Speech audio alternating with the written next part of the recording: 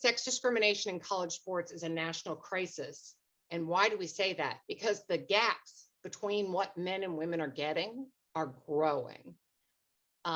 So I, for the last literally 30 years, have been making presentation without the purple line, right? So just the gray line and the blue line.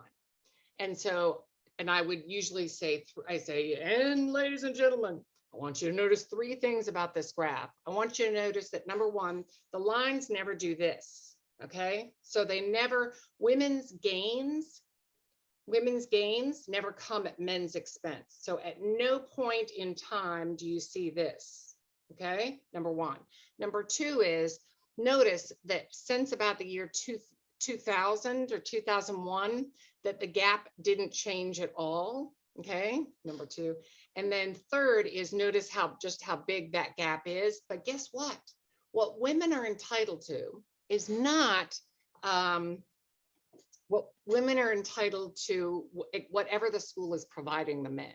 So if the school doesn't have an athletic department, then the women aren't entitled to anything. But if the school is providing a lot to men, then that's what women get as well. All right. So it's in women's best interest to have men getting a lot, because that means the women get a lot. But here's the deal. Women have been college students a lot more. There are more women who are attending university than there are men. So if the school is hypothetically 80% women, 20% men, I'll just use exaggerated numbers. But if that is hypothetically the numbers, then the athletic opportunities should be 80% women, 20% men, and vice versa, right? So a school that has more men will have more athletic opportunities than the women. Okay, so whatever the percentage of the student body is, that's about what you're looking for. So when you do that comparison, what you see when it says, see where it says true discrimination gap, what I want you to notice is that's a third. Women are missing out on a third of the opportunities that they should be getting. A third.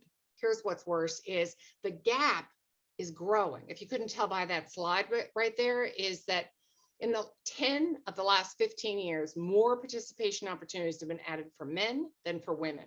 So it's widened, it's increased by 27%. I say it's because nobody was minding the store. Nobody was advocating to make sure that girls and women had equal opportunities. Because men's and women's athletic departments are not mirror images of each other. Okay, they don't, men have football and baseball, and women, instead of football, it may take 5 sports to make one football team. As if this is 125 athletes over here, it may take 5 women's teams to equal 125. So because they don't look exactly the same, sometimes it's not easy for the athletes to be able to tell whether or not there's sex discrimination going on in participation.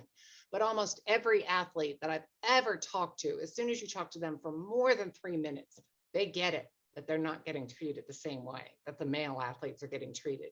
So it's getting worse. 27%. We have got to stop it.